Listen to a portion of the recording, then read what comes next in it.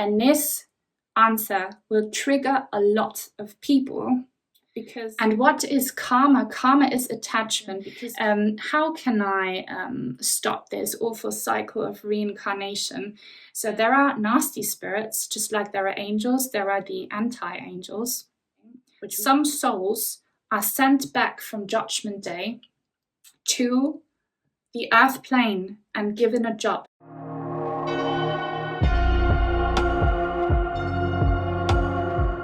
Hi everyone, and welcome to my channel Wheel of Fortune Psychic Tarot. My name is Mia, and in today's video I will be answering your guys' questions that you asked me a little while ago in my community sections. If I keep looking that way, it's because I'm trying to see what you want to know from me. For those of you who are new here, I am a psychic medium and a tarot reader, and for everyone wondering why do I have this knowledge, well, I come from a very kind of spiritual background in my family. My mother is a professional astrologer. She's been doing astrology since the mid-70s. She also did some ancestral healing therapy during the 90s and early 2000s, and she's always been my she is a big influence in my life and kind of led me into that direction.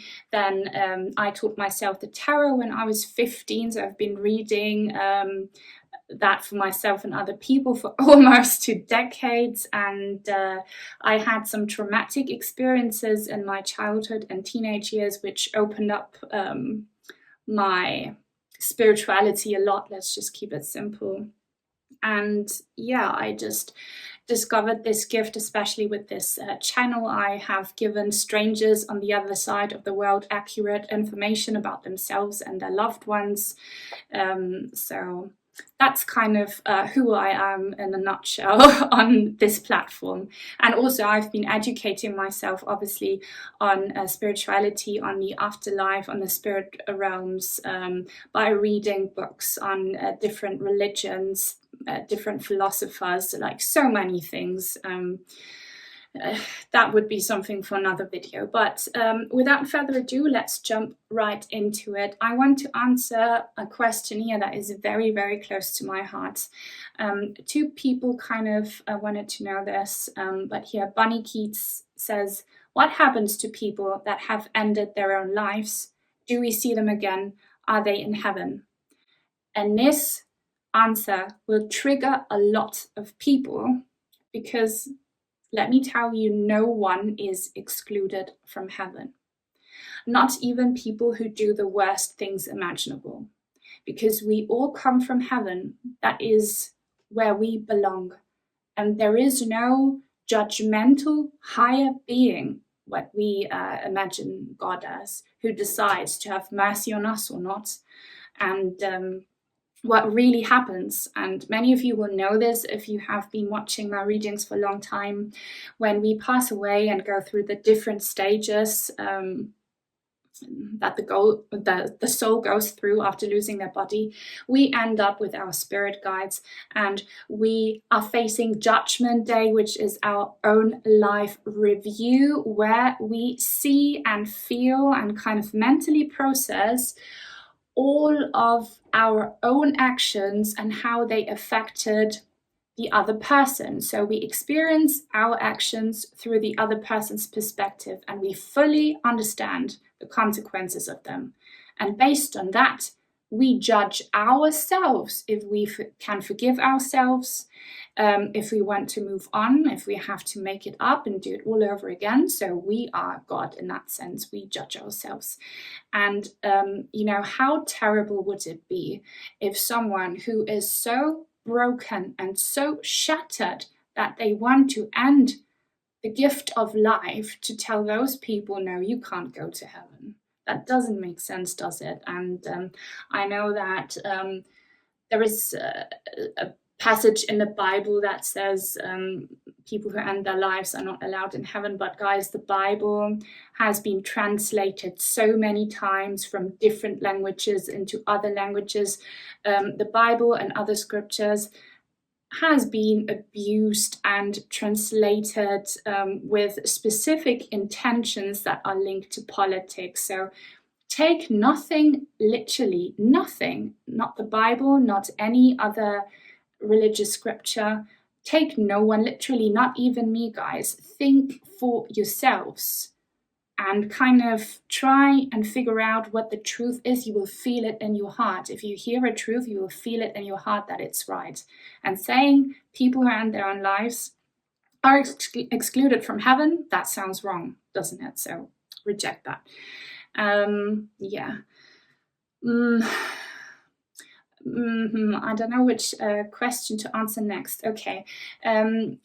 Tahalia Edwards, I hope I'm saying your name right, it's a beautiful name. She wants to know if children go to heaven automatically, and I'm always honest, I speak my truth, and I'm going to always give you guys the truth. The truth is unwanted, is censored, is attacked these days more than ever, but that doesn't stop me, because it's the only thing that will genuinely help you move forward.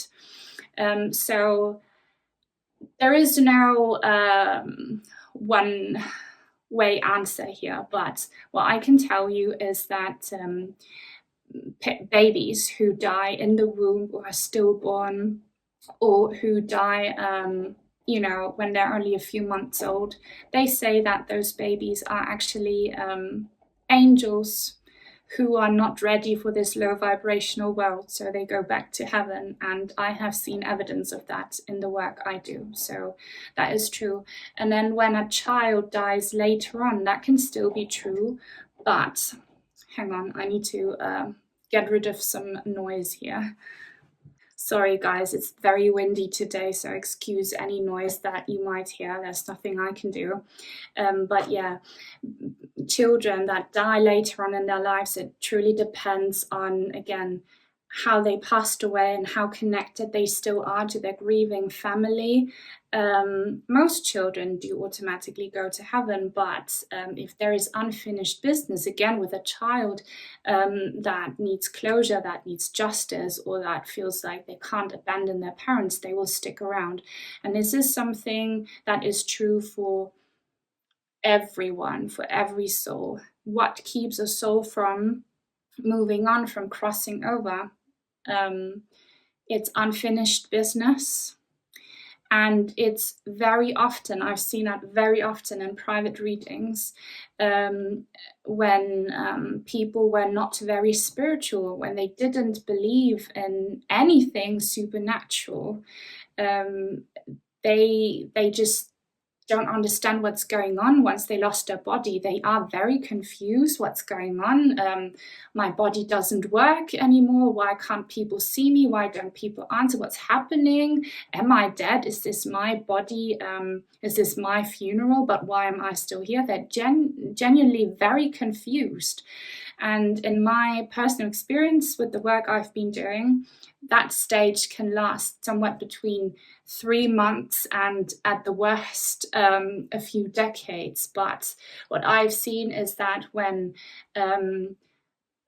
loved ones who are still alive are aware of this, they can talk to that confused soul and tell them, you passed away, you lost your body, there is an afterlife, please go find the light. And if those people also call upon that soul's angels to tell them, please pick up so-and-so and show them where the light is, that often works.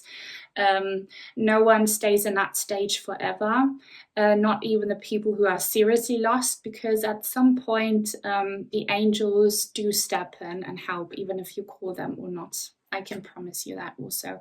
And then when people pass away in very traumatic incidences like accidents or the M word, I can't say certain words here, I need to censor them, or else YouTube will maybe delete this video. So you have to understand what I'm saying here. Also be careful in the comments when you want to say the M word, say the M word, or put like an asterisk or anything else to censor yourselves. When people die in a violent, traumatic, sudden way, even if they were spiritual, they sometimes do not have the time to process what happened. And that also takes a long while. And again, people who are still alive can step in and help by praying and talking to them, calling upon their angels. And then, of course, there are some low vibrational souls who are afraid of the light. And that is a big problem because those can be very resistant, and they can obviously cause hauntings because they have a lot of rage or a lot of fear, so they make themselves known because they kind of seek closure, but they can't have it because they don't trust the afterlife. So there are many different scenarios for that first stage after leaving the body. And I'm kind of sorry, guys, I'm kind of losing track here of who asked this question, but you will recognize yourselves. If I don't mention who asked the question, it's just because I'm in a flow and I'm answering several questions at the same time. So that is kind of the first dimension after a soul passes away, is this physical world that they're still in and that they're trying to leave in different ways. And then the next step, the next dimension, is something that many people who have near-death experiences see.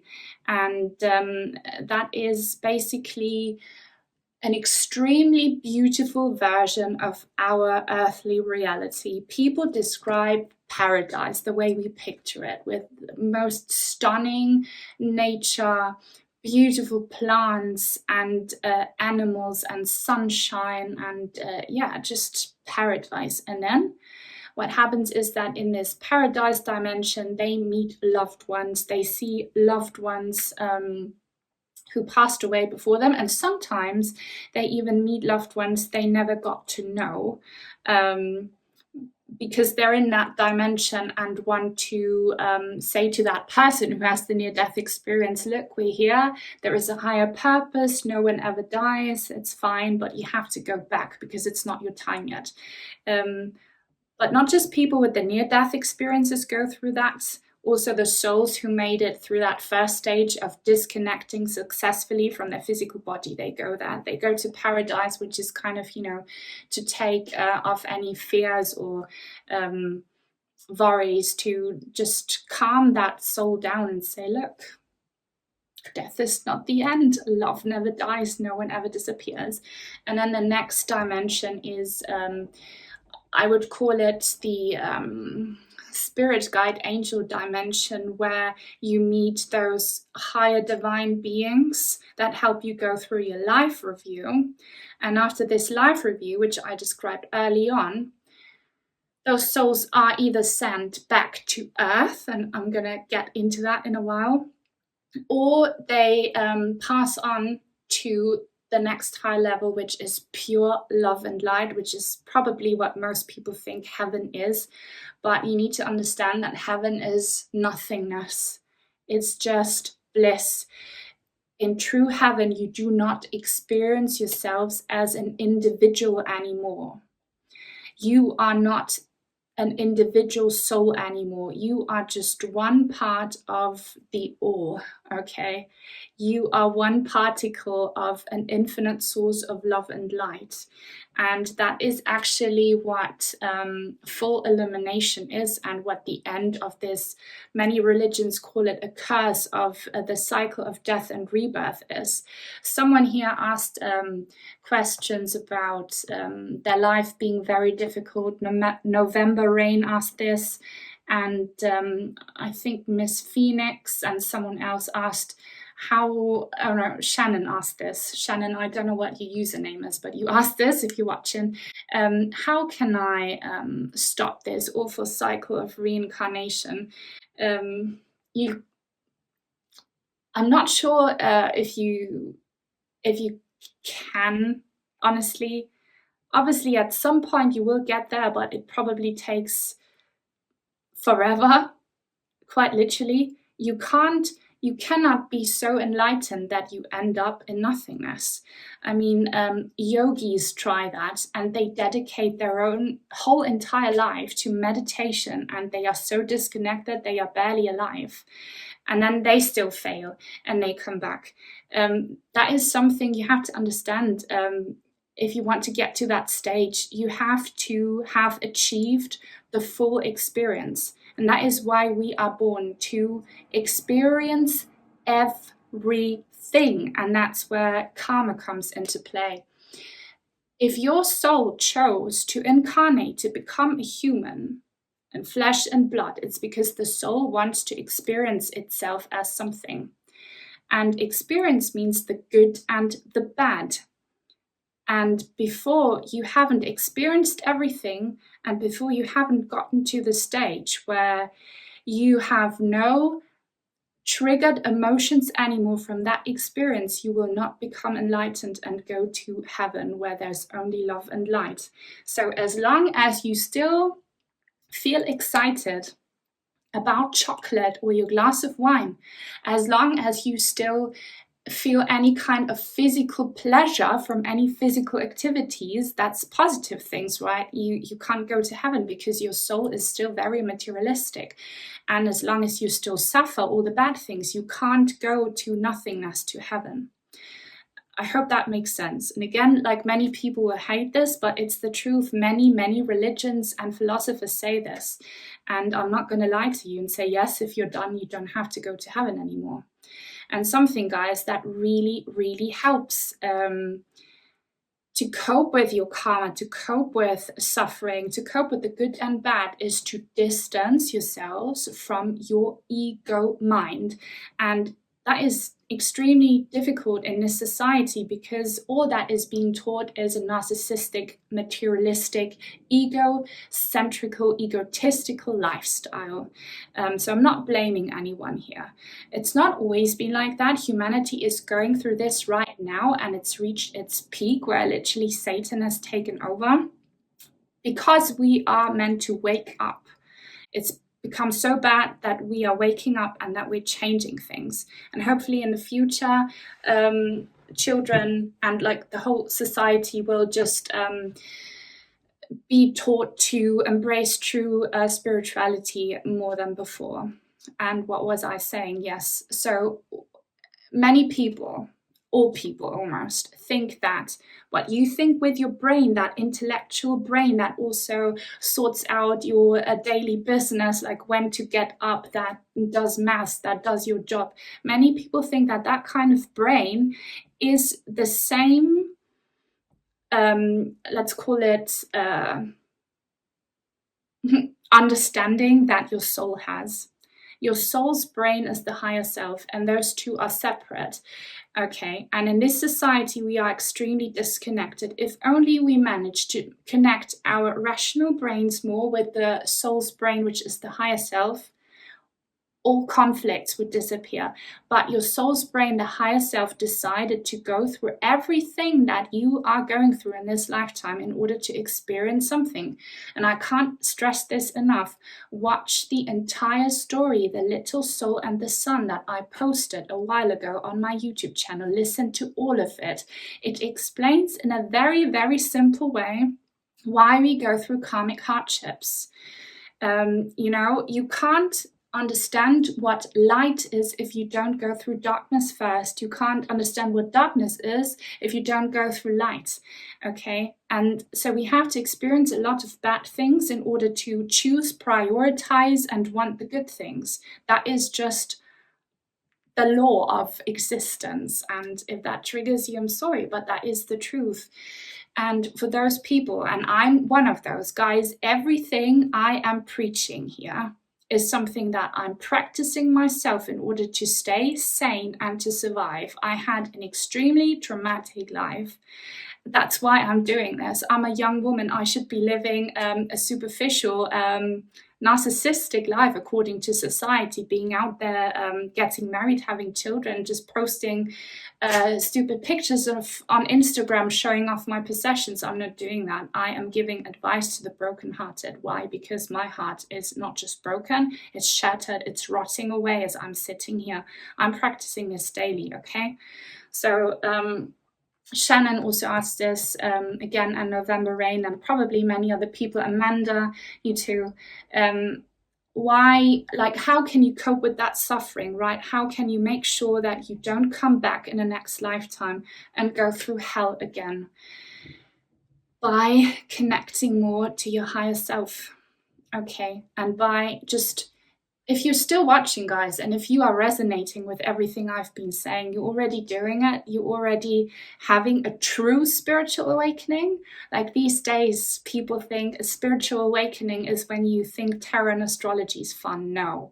The spiritual awakening is when you start to connect dots, when you start to develop an interest in things that are not solvable, okay? If you give attention to negative, awful things that happen, and if you try to make sense of it all and look at it from a higher perspective, that is spiritual awakening. And all suffering, and this is a Buddhist saying, comes from attachment. And what is karma? Karma is attachment, because karma literally translated means action. And we can't do anything else really, unless we want to be yogis who meditate all day. We have to take action. And action can only be taken if you are attached in some way. I'm going to get more specific in a little while. This is extremely difficult, by the way, guys, to explain this all.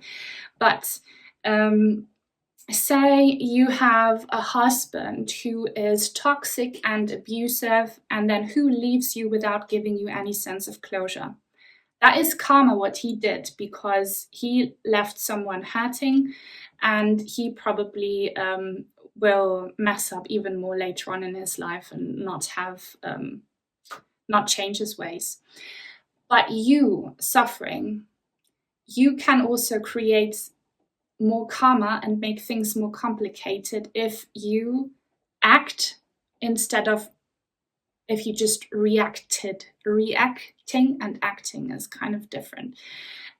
So if you are broken, and you're allowed to be broken, of course you're allowed these emotions, but you need to release them. But if you stay in that attitude, this prick did this and that to me, they did me so wrong, now I am forever broken, I will never be happy unless they give me justice, and obviously they can't because they're messed up. If you're in that attitude, you're causing karma and you're making things more difficult. Now, the divine is not asking for you to say, yeah, great that you treated me like a censor. Like it's amazing that you were such a toxic person, and yay, and I forgive everything you did. No one's asking for you to do that. But what the divine wants you to do in that example case is to say, okay, you are a broken person, and you affected me very negatively by your actions. I accept that it happened, and I am now given a choice, because there is freedom of how to react. Will I hold on to these negative feelings and not forgive you until you have made it up to me? Or will I try and heal my own wounds and look for a person who treats me better? If you do that, you have resolve this karma, and you will not meet your husband in the next lifetime again and go through the same thing and hope and pray that they have become a better person. I really hope that everyone understood this example, but basically, if you detach, you can bring so much healing and closure, and detaching is not easy. Detaching means accepting the bad that happened, leaving it in the past, healing yourselves and moving on, and that will stop suffering, and that way you can stop toxic karma, and that way you will not have to go through the same challenges in your next lifetime again. And that goes for everything, not just for cheating husbands or people who take other people's lives, or like any kind of, it goes for everything. Okay, so you can heal your cycle of death and rebirth by detaching, guys. Seriously. I hope that answered your question, Shannon, there, and everyone else who was interested. And then there was something else, and this is probably going to be the last question, because you see how difficult this is. This is a long video. There was one more question that I really wanted to answer here. This was such an interesting question here. What kind of different spirits and ghosts are there? Maybe I should end it with something a little bit more lighthearted. Many people asked how to develop psychic abilities as well. That would be something for yet another video. I'm just going to briefly say we all have those abilities. We all have them. We can all train them to a certain extent. But of course, with anything else in life, you need to have talent. Can anyone learn Chinese? Yes, absolutely. Everyone with a brain can. But can everyone get to a point where they are able to translate Chinese literature from the 17th century? No. You see what I'm trying to say? So you can all develop your mediumship abilities, but only to a certain extent, and that depends on your talent. And please do not believe anyone telling you, selling courses online on how to become a psychic medium, that everyone can do it. That's just not the reality. Not everyone can do everything. You can to a certain extent, but please don't fall for false prophets and for people trying to take advantage of your misery. Yeah, so the last question, can people in a coma here, by Marsha. People in a coma are pretty much, of course there can be exceptions, but people in a coma are often in that stage where the soul is not anywhere near the body. So some people can hear when the soul is still in their body, okay? They probably can hear, but for most people in a coma, the soul is somewhere completely different. The soul is probably either lost in his material world, not knowing what happened, or they are in that paradise scenario that I described, and then they can't hear. It depends on where the soul is. And now the last question, that is kind of, more of a lighthearted one. What kind of different types of ghosts and spirits are there? By Alyssa N or Alison, I don't know what your name is. Well, it's beautiful.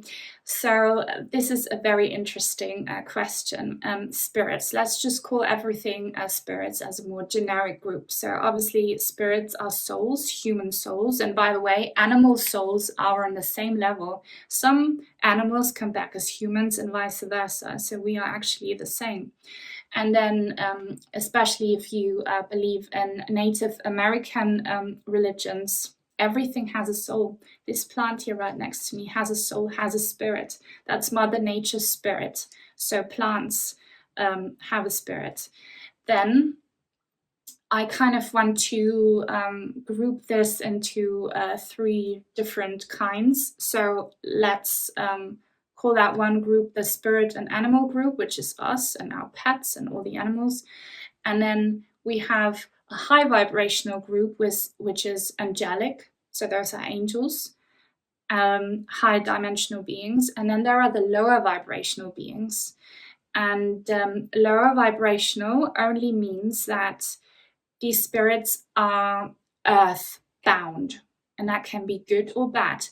Earthbound spirits, they're all called demons. By the way, demon, of course, has a negative meaning these days, but what demon means is actually earthbound spirit. So there are nasty spirits, just like there are angels, there are the anti-angels, which we call demons, but there are also nature spirits, like fairies, if you believe in them. They are real. You should. If you're watching tarot, why should you not believe in fairies? They are real. Like earthbound spirits that can be good or bad. And one thing I kind of want to mention here, which I kind of briefly mentioned in the beginning, some souls are sent back from Judgment Day to the earth plane and given a job. Those are not angels and those are not earth spirits. Those are still human spirits, but they exist here too. And I have so many interesting examples of this. I know someone, she's not a medium, but she's able to see the dead basically in other entities. And she, for example, she tends to see angels a lot. And she saw the spirit of a deceased person guiding an elderly man who was driving and making sure he won't have an accident. Then she saw a nurse nun from a monastery, which was obviously dead, but she was helping out nurses in a modern hospital. And, if loved ones who pass away are given tasks, it can be to do good in this world because that's what they chose to do. Say they went through the life review and they saw, oh my God, I messed up. I want to be a better person. Then the angels say, well, you can do this, come back in the next lifetime, and make it up then, or you can go back right now and help people in need. And some people choose to come back and help people in need, and then they are kind of earth angels who are dead, not alive earth angels, which also exist. And you guys, you can be an earth angel too. Like, it's so sweet that some people call me that. It warms my heart, but I'm telling you, everyone can be an earth angel. Obviously, I help a lot of people with what I do, but it doesn't have to be anything huge. What the world needs these days more than ever is random acts of kindness for strangers, to strangers, you know? When you see a stranger struggling, go help them out. When you see someone who's sad, smile at them. That might change their day, and that's you being an earth angel, okay? So guys, that was a long video. That was kind of my first Q&A. I hope you think I did well. I hope many of your questions were answered. If you have more questions, leave them down below. Oh my God, I'm seeing one more. Sorry, I need to answer this one because I wanted to. Divinely Gifted Gem asked that her dad was supposedly seeing angels before he passed away, if that's possible. Yes, that is possible, because when we are very spiritual, angels and or other deceased loved ones come to pick us up. And there is so much more I could say on this, but most people have probably already gone off and are not watching anymore. I would love to share more, but yeah, maybe for another video. So definitely leave some more questions in the description box down below. Definitely please leave a thumbs up if you enjoyed it, and leave a comment. Drop me a purple heart if you don't know what to say. Take very good care, and hopefully I'll see you again very soon. Bye, my earth angels.